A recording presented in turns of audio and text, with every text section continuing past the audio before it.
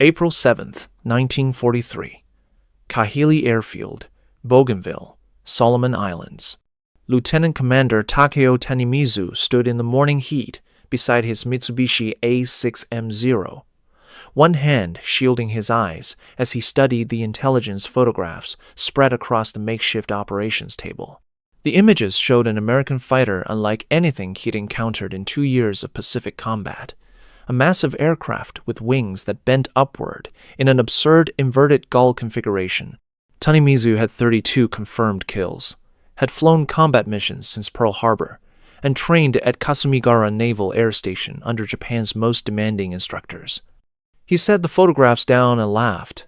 The bent-wing American fighter looked like something designed by engineers who'd never seen combat, prioritizing aesthetics over function. His wingmen gathered around, and the consensus formed quickly. Another example of American industrial excess producing impractical machinery. They build their fighters like they build their cars, Tanimizu told his squadron. Heavy, complicated, and fundamentally misunderstanding what air combat requires. What Tanimizu didn't know, what no Japanese naval aviator would understand until the summer of 1943, was that the peculiar aircraft in those photographs represented the most devastating combination of speed, firepower, and ruggedness ever deployed in carrier aviation. That inverted gull wing he'd dismissed as aesthetic foolishness was the solution to an engineering problem Japanese designers had never successfully solved. How to mate a 2,000 horsepower engine to a naval fighter without creating an aircraft too large for carrier operations.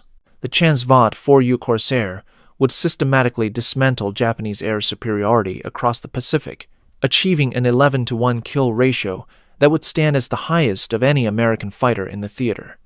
By war's end, Japanese intelligence assessments would list the Corsair as the most dangerous fighter aircraft in the Pacific, and pilots like Tanimizu would reverse their initial dismissal, with a recognition that came too late and cost too much. Throughout 1942, Japanese naval aviation operated under a tactical framework that had proven devastatingly effective from Pearl Harbor through the Philippines, Java, and into the Solomon Islands. The Mitsubishi A6M0, entering service in 1940, embodied a coherent philosophy. Extreme maneuverability achieved through minimal weight. The Zero weighed 5,313 pounds empty, carried two 7.7mm machine guns and two 20mm cannons, and could execute sustained turns at speeds that would stall heavier fighters. Japanese pilots trained extensively in close-quarters maneuvering combat, spending 600 to 800 hours mastering the Zero's exceptional turning performance. This training, combined with the aircraft's capabilities, created a tactical system where Japanese pilots could dictate engagement terms. In early Pacific battles, American 4F Wildcats and P-39 Airacobras consistently suffered defeat when drawn into turning engagements. Japanese intelligence assessments from mid-1942 reflected confidence rooted in systematic victory. Captain Minoru Genda, architect of Japanese carrier air doctrine and himself a Zero pilot, compiled tactical evaluations showing Zero pilots achieving favorable exchange ratios in nearly every significant engagement. Documents captured from the light cruiser Jinsu, sunk at the Battle of Kolombangara in July 1943, contained intelligence summaries from the Naval General Staff's 4th Section. These assessments, now preserved in the National Archives Record Group 242, concluded that American fighters prioritized speed and altitude performance over the maneuverability that determined close combat outcomes. The assessment dated April 15, 1943 stated, American fighter doctrine emphasizes vertical maneuvers and diving attacks. These tactics indicate recognition of their aircraft's limitations in horizontal maneuvering combat. American pilots avoid sustained engagement, suggesting inadequate training or aircraft incapable of decisive combat. This analysis wasn't incorrect about American doctrine. It simply failed to recognize that doctrine was about to change radically. The first intelligence reports of the 4U Corsair reached Japanese naval intelligence in February 1943, following its initial deployment with Marine Fighter Squadron VMF 124 at Henderson Field, Guadalcanal. Lieutenant Commander Masatake Okumiya, assigned to intelligence analysis at Rabaul, studied reports from pilots who'd encountered the new fighter. His initial assessment, preserved in post-war interrogation transcripts, reflected the consensus view. Large fighter with unusual wing configuration. Estimated weight suggests poor maneuverability. Bent wing design indicates structural weakness or aerodynamic compromise. Assessment: specialized high-altitude interceptor, limited threat in standard engagement profiles. Japanese tactical intelligence assigned the Corsair a threat rating of, quote, secondary concern, below the P-38, Lightning, which had demonstrated dangerous speed and firepower in early encounters. This assessment would prove catastrophically wrong. But in April 1943, Japanese aviators had logical reasons for their confidence. They'd been winning consistently for 18 months, and nothing in their tactical framework suggested an American fighter could overcome the Zero's proven advantages. The Corsair's peculiar inverted gull-wing configuration that Japanese intelligence dismissed as aesthetic eccentricity was actually the solution to a specific engineering problem that had stymied American naval fighter development for years. In 1938, when the U.S. UNPA-2 Navy issued specifications for a new carrier fighter capable of exceeding 400 miles per hour, the requirement created an immediate structural contradiction.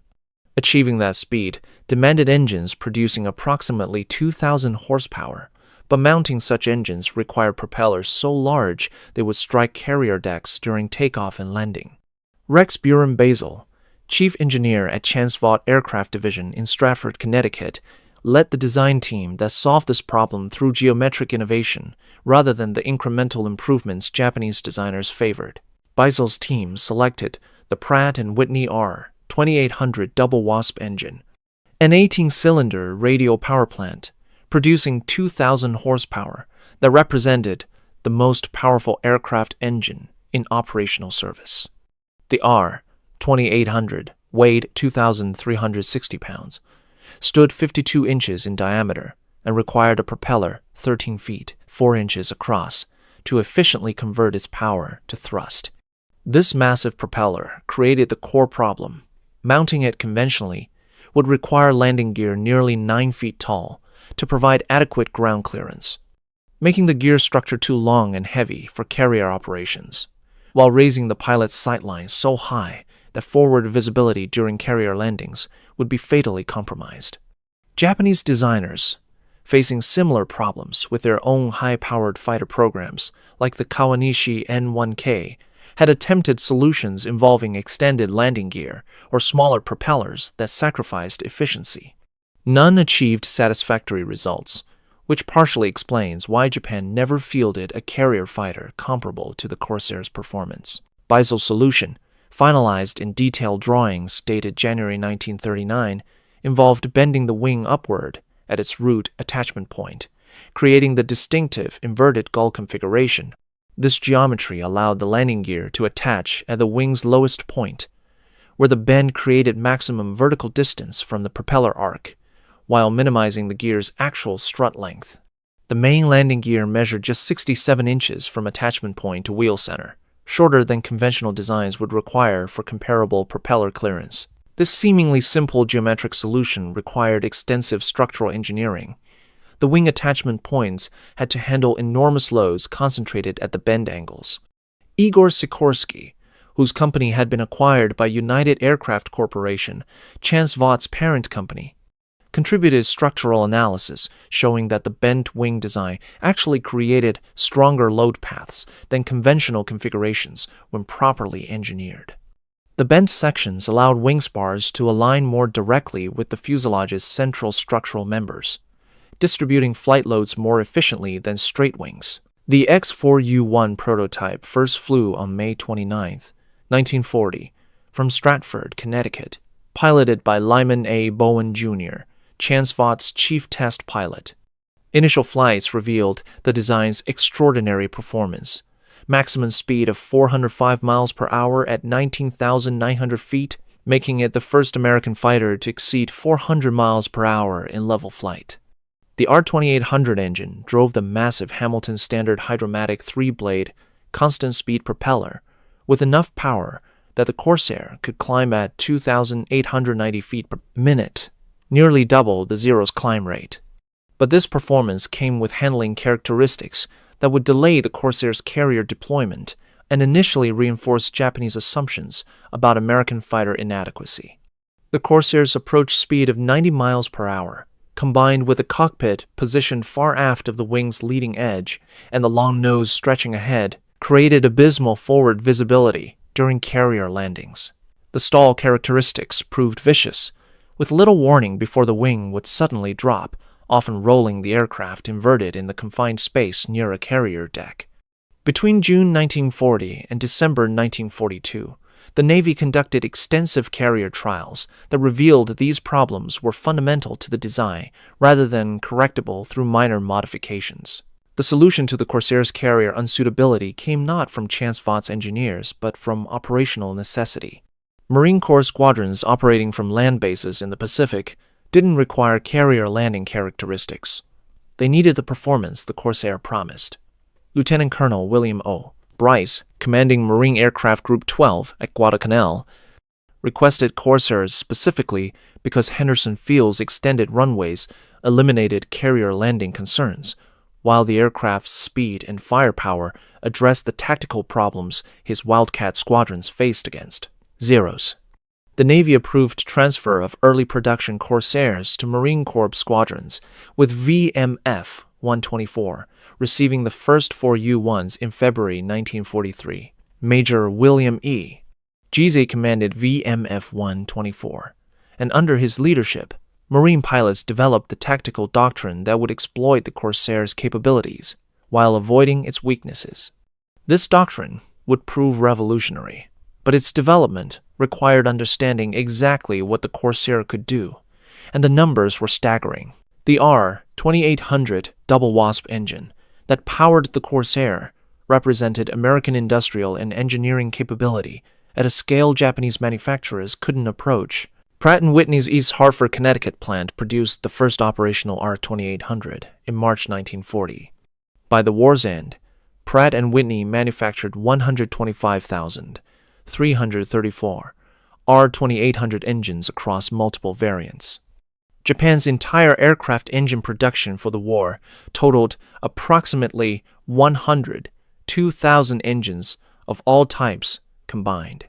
A single American engine model exceeded total Japanese production, and the R-2800 wasn't even America's only high-powered radial. Wright Aeronautical produced 43,857 R-3350 Cyclone engines, each generating 2,200 horsepower. The production comparison becomes even more devastating when examining specific power plants. Japan's most powerful operational aircraft engine, the Nakajima Homare 18-cylinder radial, is produced 1,990 horsepower at peak output, but achieved this only by operating at stress levels that created catastrophic reliability problems. Total Homare production reached approximately 9,000 units. Pratt & Whitney's East Hartford plant alone produced more than 9,000 R-2800s in 1943, a single year matching Japan's entire production run of their most advanced engine. The R-2800 comprised 5,470 individual parts, each manufactured to tolerances measured in thousandths of an inch. The crankshaft, forged from chrome nickel steel, weighed 208 pounds and required 16 hours of precision machining at Pratt & Whitney's facilities. 18 cylinders, each displacing 155 cubic inches, attached to the crankcase in 2 rows of 9 cylinders, offset by 40 degrees, to optimize cooling airflow. Each cylinder assembly included a forged aluminum cylinder head, steel cylinder barrel with machined cooling fins, intake and exhaust valve systems with sodium-cooled valve stems, and dual spark plugs with independent magneto-systems. The supercharger system, driven by gears from the engine's crankshaft, compressed intake air to maintain sea-level atmospheric pressure up to 15,000 feet altitude, sustaining the engine's rated 2,000 horsepower output where naturally aspirated engines would lose 40% of their power.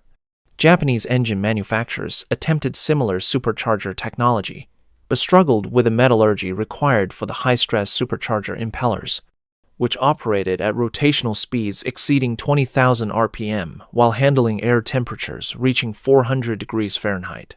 Vaught's production facilities for the Corsair expanded rapidly from the prototype phase through mass manufacturing. The original Stratford, Connecticut plant produced the first operational 4U1s beginning in June 1942, but demand quickly exceeded single-plant capacity.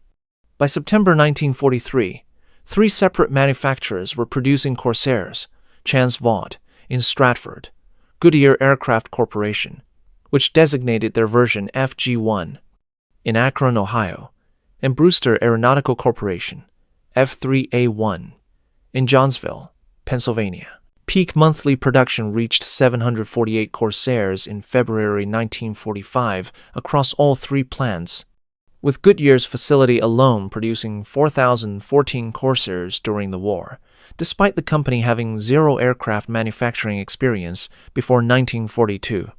Total Corsair production reached 12,571 aircraft by war's end, with procurement continuing through multiple variants from the 4U1 through the 4U4. Japan produced approximately 10,500 Zero fighters during the entire war.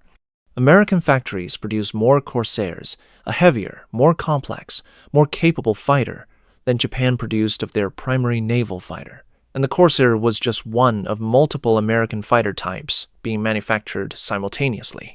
The cost comparison reveals another dimension of industrial disparity. Each Corsair cost the U.S. government approximately $90,000 in 1945 dollars, including engine, armament, radio equipment, and instruments. This represented roughly 40% more than an F-6F Hellcat at $60,000, but delivered substantially superior performance. The total Corsair program cost exceeded $1.1 billion, more than the entire Japanese aircraft industry's annual budget. American procurement officers could specify requirements like deliver 504 U-1Ds with bomb racks, armor plate, and upgraded radios by December 1944. And manufacturers would meet these specifications. Japanese procurement operated under perpetual resource constraints where aluminum shortages forced substitution of wooden components in late-war aircraft, and engine production schedules depended on which plant still had functioning machinery after American bombing raids. The American system could sustain losses of 100 Corsairs monthly through combat attrition while still increasing operational squadron strength. The Japanese system, losing Zeros at similar rates, watched their pilot-to-aircraft ratio deteriorate as irreplaceable aircraft couldn't be manufactured fast enough to maintain force levels.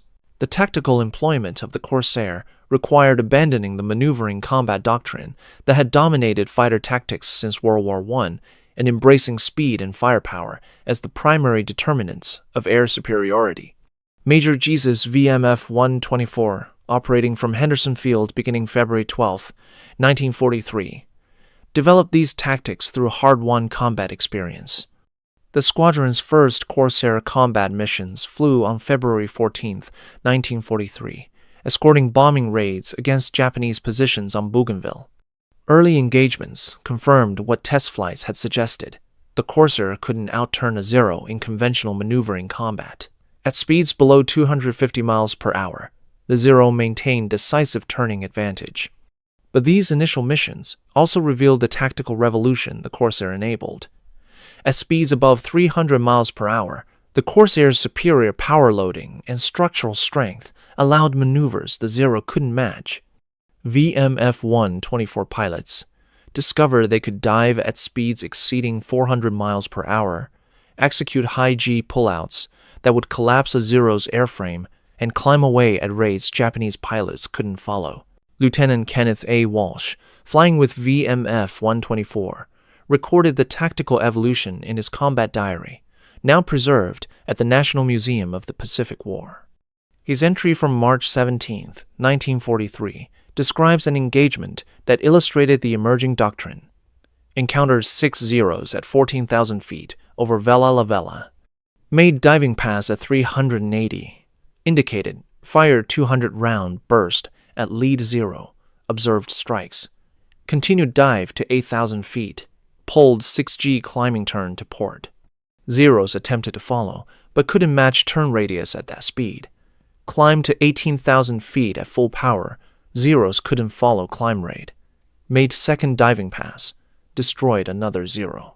Never allowed engagement to slow below 300 indicated. Expended 1,200 rounds. Destroyed 2 confirmed, 1 probable. 0 pilots attempted to force turning combat. I refused engagement. This tactical approach, maintaining energy advantage through speed, using diving attacks to engage, and refusing to slow into the Zero's maneuvering envelope, became standardized doctrine across Marine Corsair squadrons. The Corsair's armament reinforced this doctrine with firepower density unprecedented in Pacific naval combat. 6 Browning M2.50 caliber machine guns, 3 in each wing, gave the 4U-1 a devastating broadside.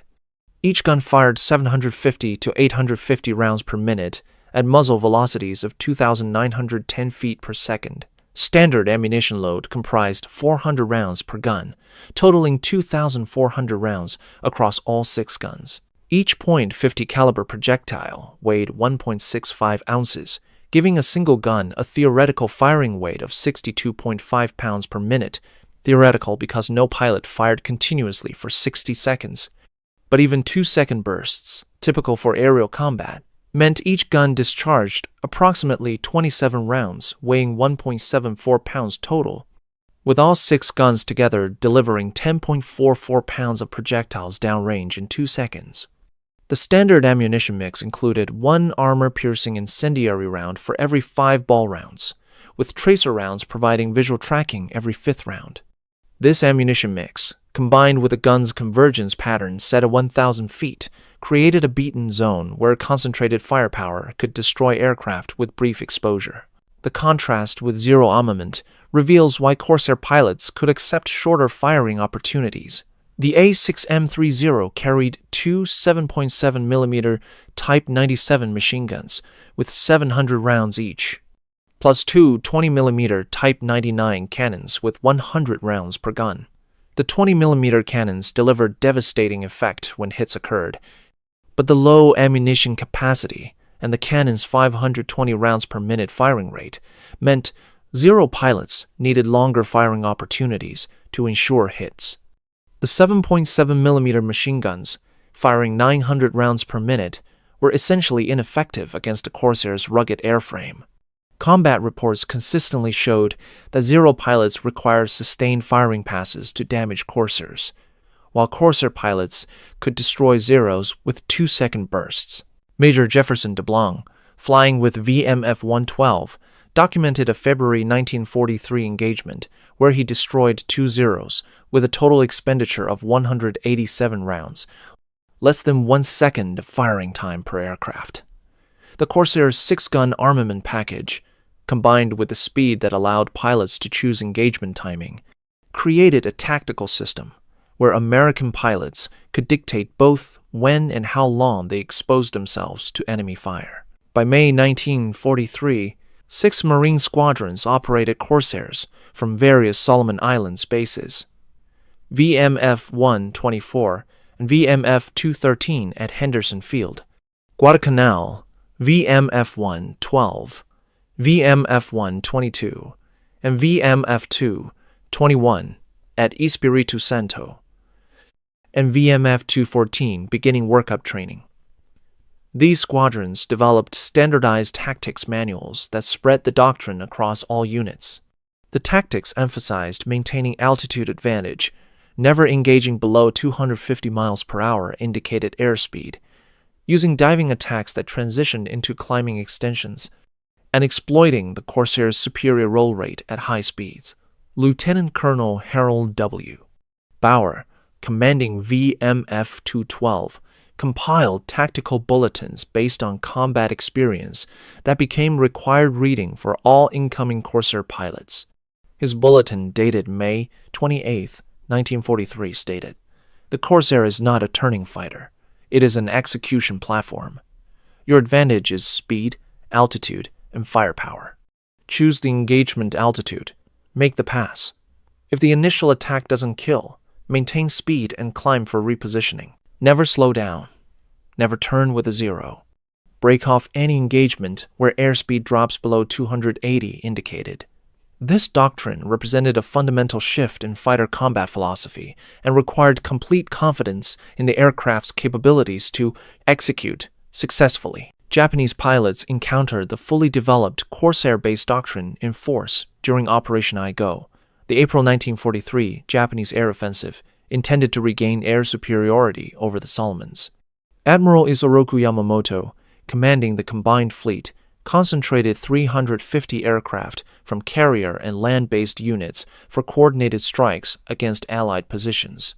Between April 7th and April 16th, 1943, Japanese formations encountered Marine Corsair squadrons operating under the new tactical doctrine, and the results shattered Japanese confidence in zero superiority.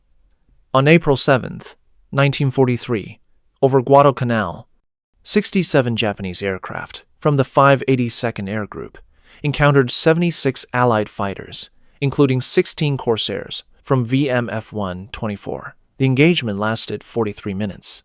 Japanese records, cross-referenced with American after-action reports in National Archives Record Group 127, show the 582nd Air Group lost 39 aircraft, including 21 Zeros. VMF-124 claimed 16 confirmed kills without losing a single Corsair. The single engagement produced a kill ratio exceeding 16-1, but more significantly, it demonstrated that the Zero's turning advantage was tactically irrelevant when Corsair pilots refused to engage on those terms. Lieutenant Commander Tanimizu, who dismissed the Corsair's bent wings 3 months earlier, survived the April 7th engagement and submitted a tactical assessment to the 11th Air Fleet Intelligence Section. His report, partially translated in post-war interrogation transcripts, shows the beginning of Japanese recognition. The new American fighter employs diving attacks at speeds our aircraft cannot achieve.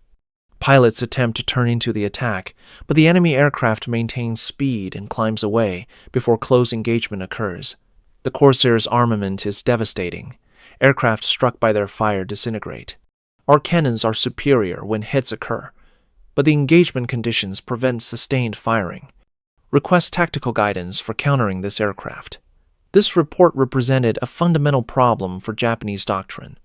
Countering the Corsair required capabilities Japanese aircraft didn't possess. Zero pilots couldn't match the Corsair's speed in dives, couldn't follow its climb rate, and couldn't survive prolonged engagements, where the Corsair's 6.50 caliber machine guns eventually landed hits. Japanese intelligence officers receiving such reports faced the unpleasant recognition that they'd systematically underestimated American fighter capability. The May 16, 1943 engagement over Russell Islands provided devastating confirmation. A formation of 18 Zeros from the 204th Air Group encountered 12 Corsairs from VMF-2, 21 at 22,000 feet. The Corsairs held altitude advantage by 2,000 feet, positioning that Marine pilots now recognized as decisive tactical superiority. Lieutenant Frank C. Drury, leading the Corsair division, initiated the engagement with a diving attack that split the Zero formation. In the 19-minute engagement that followed, VMF-221 pilots destroyed 11 Zeros, confirmed with 4 probables, while sustaining damage to 1 Corsair that returned safely to base.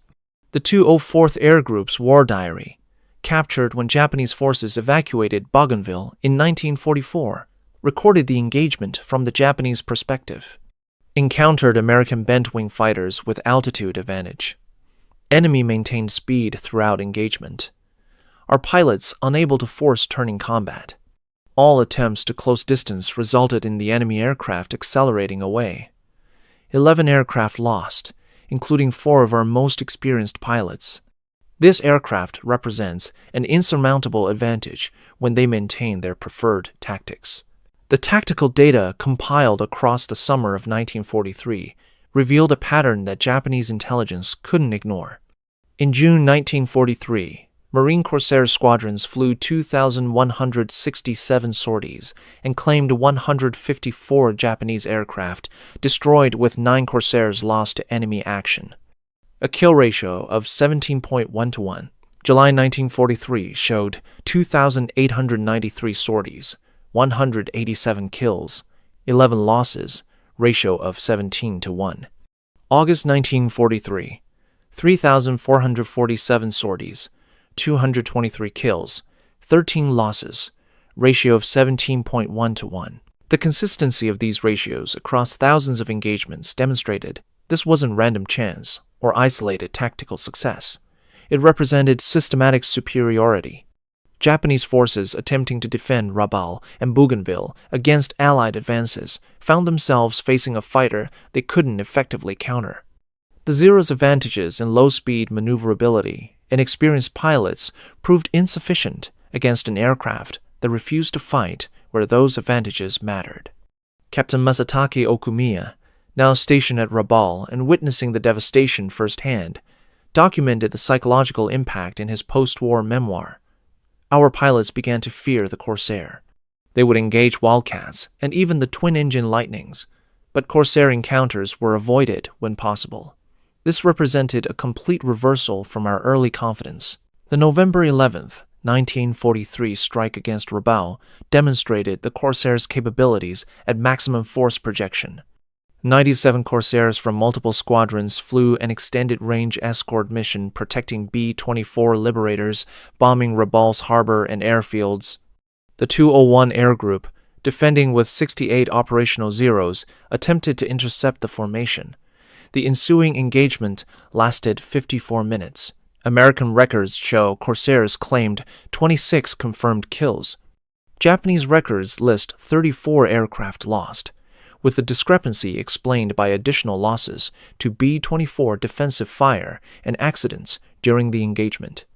0 losses in that single engagement represented more than half of the 201 Air Group's operational strength.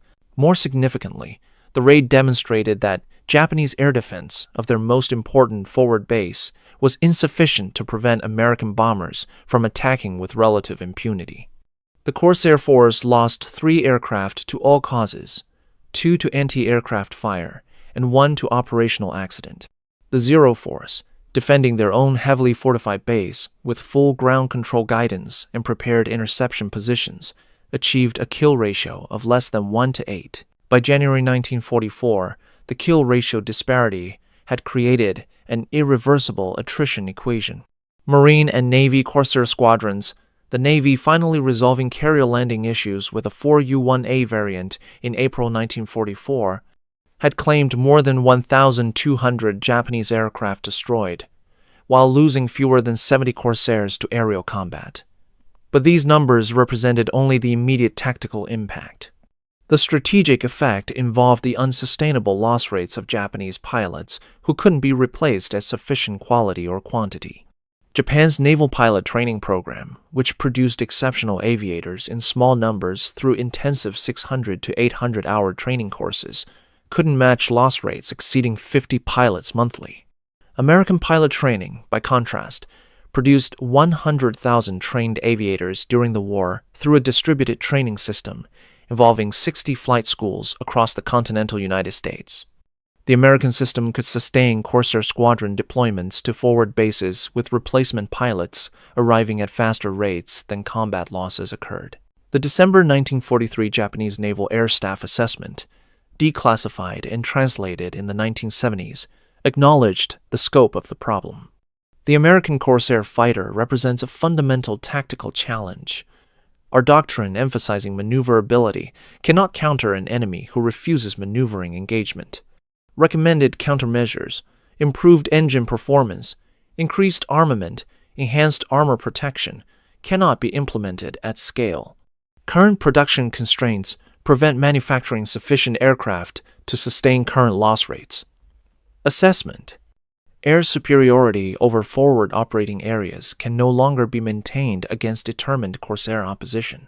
This assessment reached Admiral Soemu Toyoda, Chief of the Naval General Staff, in January 1944. His response, preserved in interrogation transcripts, reflected the hopelessness Japanese commanders faced. Improve pilot training to counter American tactics. Prioritize experienced pilots for interception missions. Avoid prolonged engagement with American fighters when possible. Focus air assets on attacking American shipping rather than fighter combat. These directives essentially admitted that Japan could no longer contest air superiority and should instead focus on the limited missions where their format. Aircraft retained advantages. The February 17th to 18th, 1944 attack on Truk Lagoon, Japan's Pearl Harbor, demonstrated complete American air dominance enabled by Corsair superiority. Operation Hailstone involved 5 fleet carriers and 4 light carriers launching continuous strikes over 48 hours. The carrier air groups included 3 fighter squadrons flying 4 U-1, as that had recently qualified for carrier operations. Japanese naval aviation defending Truk deployed approximately 270 aircraft, including 110 Zeros from multiple air groups. The 2-day engagement resulted in complete American tactical success. 250 Japanese aircraft destroyed, 127 in aerial combat, 123 on the ground, 38 ships sunk, totaling 191,000 tons, and severe damage to shore installations. American losses totaled 25 aircraft to all causes, with 12 in aerial combat. The Corsair squadrons, VF-9, VF-17, and VF-31, claimed 87 confirmed air-to-air kills, while losing 4 aircraft to fighters and 3 to anti-aircraft fire. The 12.4-to-1 kill ratio exceeded even the high averages Corsairs had established in the Solomons campaign. Captain Mitsu Fuchida, who'd led the Pearl Harbor attack and now served in an intelligence analysis role, visited Truk after the American raids. His assessment, included in his 1951 memoir, Midway, The Battle That Doomed Japan, reflected the psychological impact.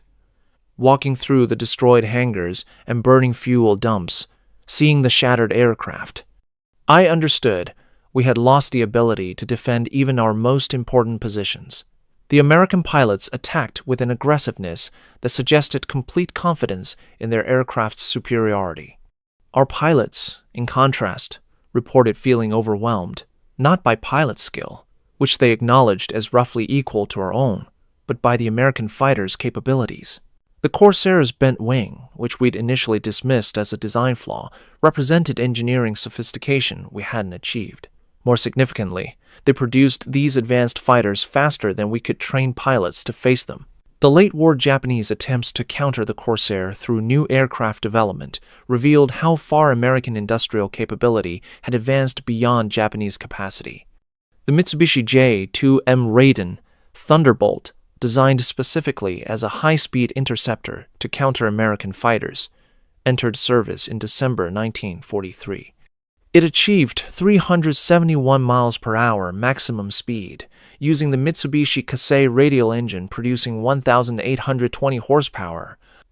Impressive performance that still fell short of the Corsair's capabilities, while requiring substantially more development time. The Kawanishi N1KJ Shiden Violet Lightning, entering service in August 1944, achieved 369 miles per hour, and demonstrated excellent maneuverability combined with heavy armament.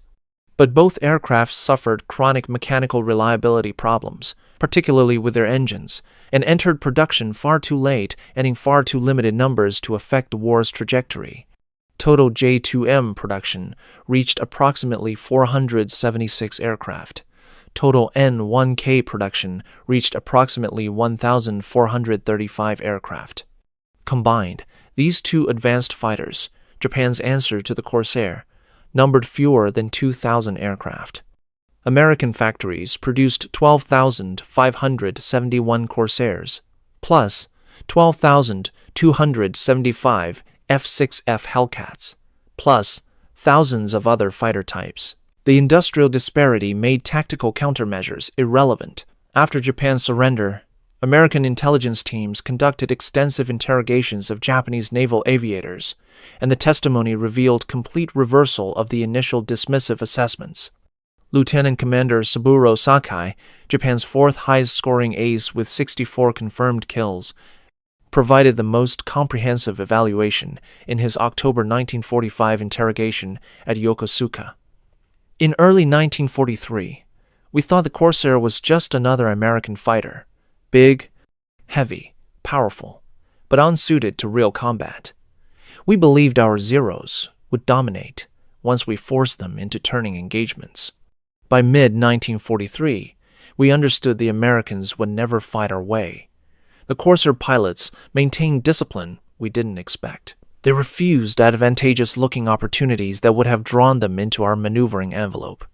Their tactics were unnatural to us, running away, climbing, diving, refusing to, quote, fight properly. But their tactics won. By 1944, encountering Corsairs meant probable death. Their aircraft was faster, tougher, more heavily armed, and produced in numbers we couldn't approach. The bent wing we'd laughed at represented engineering capabilities we couldn't match. Commander Minoru Genda, whose early war assessments had dismissed American fighter capabilities, provided similarly comprehensive revision in post-war interviews conducted in 1948. Our fundamental error was believing that maneuverability determined fighter combat outcomes. We designed and trained for turning engagements because that had proven effective against Chinese, British, and early American fighters. The Corsair demonstrated that sufficient speed, firepower, and pilot discipline made maneuverability tactically irrelevant. American pilots could choose whether to engage, could dictate the terms of any engagement they accepted, and could disengage whenever the situation became unfavorable. We had no answer to this tactical approach. Our aircraft couldn't match their performance, our industry couldn't match their production, and our training system couldn't replace pilots at their loss rates. The Corsair, more than any other aircraft, proved that modern air combat rewards industrial capacity and systematic tactical doctrine over individual pilot skill and aircraft agility. The statistical record supported these assessments with devastating clarity. The Corsair achieved an overall combat kill ratio of 11.3 to 1 in the Pacific Theater. Through war's end, 11.3 Japanese aircraft destroyed for every Corsair lost in aerial combat. Among specific squadrons, the ratios were even more extreme. VMF 214, commanded by Major Gregory Pappy Boyington, achieved 97 confirmed kills with 7 Corsairs lost to fighters, a ratio of 13.8 to 1 over their deployment. VF-17, the Navy's first Corsair squadron to achieve carrier qualification, claimed 154 Japanese aircraft destroyed with 11 Corsairs lost to aerial combat, a ratio exceeding 14 to 1. Marine Squadron VMF-323, operating in the war's final months, recorded 124.5 kills against 0 aerial combat losses. Though they lost 2 Corsairs to ground fire, the consistency of these kill ratios across different squadrons, theaters, and time periods demonstrated this was systemic superiority rather than isolated tactical success or statistical anomaly. The Corsair's combat service extended well beyond World War II, serving in Korea, French colonial conflicts, and with various nations through the 1960s. But its World War II Pacific service established doctrines that shaped jet fighter design and tactics. The F-86 Sabre, America's primary Korean warfighter, incorporated the same fundamental tactical principles: maintain speed advantage, use diving attacks, refuse engagement in enemy's preferred envelope, rely on superior firepower density. The Sabre's 10-to-1 kill ratio against MiG-15s in Korea echoed the Corsair's success against Zeros, using nearly identical tactical doctrine adapted to jet performance. Modern fighter design continues, reflecting principles the Corsair validated: sufficient power to maintain energy advantage, weapons integration, enabling decisive firepower in brief engagements, and structural strength to exploit high-speed maneuvers. The 15 Eagles' undefeated combat record of 104 kills with 0 losses represents the ultimate evolution of tactical doctrine the Corsair pioneered, using overwhelming performance advantages to dictate engagement terms completely. The bent wing configuration itself, dismissed by Japanese intelligence as aesthetic excess or structural compromise, influenced subsequent aircraft design in unexpected ways. The inverted gull wing's efficiency in managing landing gear geometry while optimizing aerodynamic flow inspired similar approaches in later aircraft. The Beriev BE-12 Soviet amphibious aircraft, entering service in 1960, employed inverted gull wings for precisely the same reasons Beissel's team had developed them, reducing landing gear length while maintaining propeller clearance. The configuration's structural advantages, stronger load pass, and more efficient stress distribution influenced wing attachment design across multiple aircraft types, even when the distinctive bent appearance wasn't externally visible. Engineers studying the Corsair's structural efficiency discovered that the bent wing design actually reduced overall airframe weight by 3.2% compared to conventional straight wing designs of equivalent strength, a finding that influenced stressed skin aircraft construction techniques throughout the jet age. The Corsair story illuminates a larger pattern that defined the Pacific War's outcome: the fundamental incompatibility between Japanese military ideology and the industrial mathematics of modern warfare.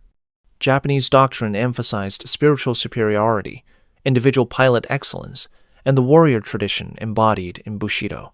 These values produced exceptional aviators like Sakai and Tanimizu who achieved remarkable combat records through skill and dedication. But the Corsair represented a different philosophy: systematic industrial production, standardized tactical doctrine, and the recognition that warfare at industrial scale rewards the side that can produce superior equipment faster than the enemy can destroy it. The bent wings Japanese pilots initially mocked weren't just an engineering solution. They symbolized American willingness to solve problems through innovative design rather than demanding impossible performance from existing approaches. The production statistics reveal the scope of this philosophical divide. By war's end, the United States had produced 324,750 military aircraft of all types.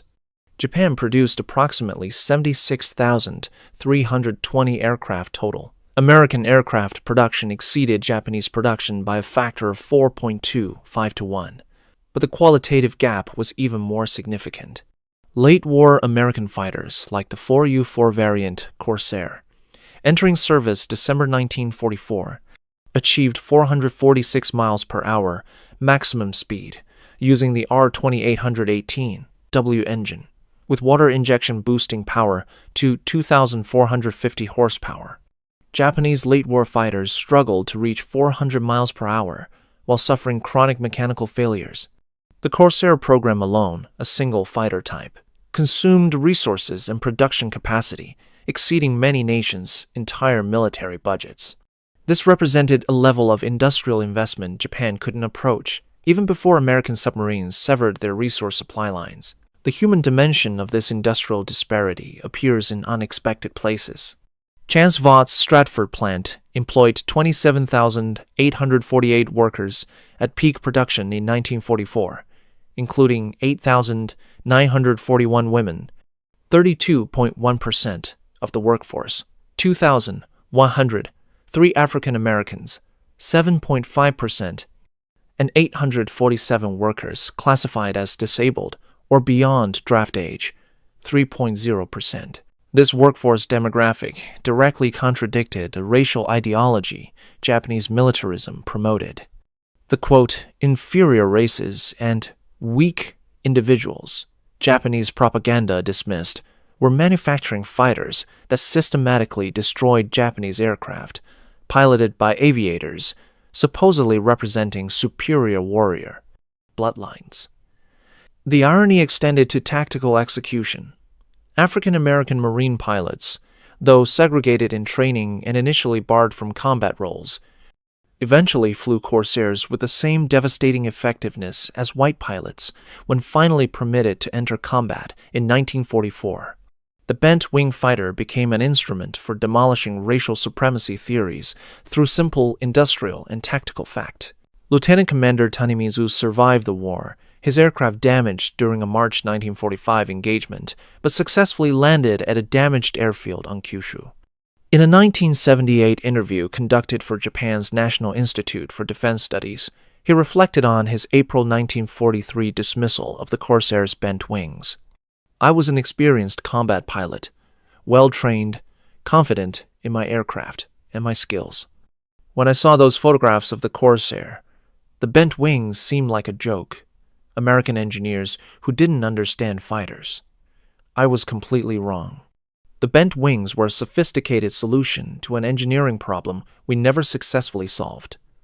The Corsair could do everything our doctrine said was impossible: maintain high speed continuously, climb faster than we could follow, dive faster than we could pursue, and carry enough firepower to destroy our aircraft with a single burst.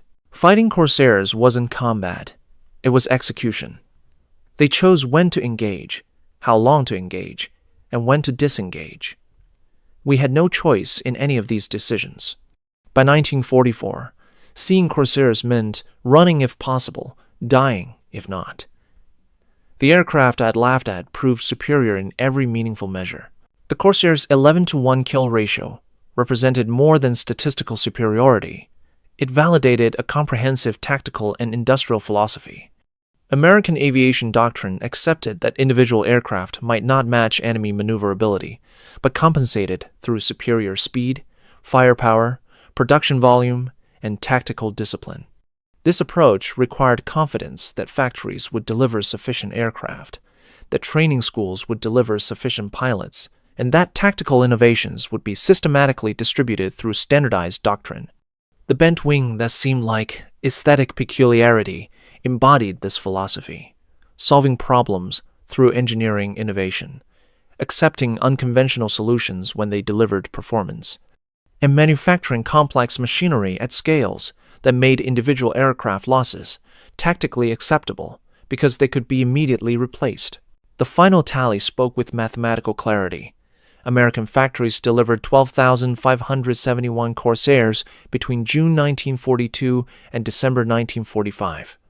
These aircraft claimed 2,140 Japanese aircraft destroyed in aerial combat, while losing 189 Corsairs to enemy fighters, 11.3 destroyed for every Corsair lost. But beyond these numbers lay the psychological dimension Japanese veterans consistently emphasized. The Corsair's presence fundamentally altered how Japanese pilots approached every mission. The confidence that had characterized early war Japanese aviation, rooted in zero superiority and pilot excellence, evaporated when facing opponents who could refuse engagement whenever disadvantaged and could attack with devastating effect whenever they held advantage. This psychological impact, the transformation from hunter to hunted, may have been the Corsair's most significant contribution to Allied victory. The bent wings that prompted Japanese laughter in April 1943 cast shadows over Japanese-held islands by August 1945, and those shadows meant systematic American air superiority across the Pacific. What began as an engineering solution to propeller clearance problems ended as the instrument of Japanese naval aviation's destruction.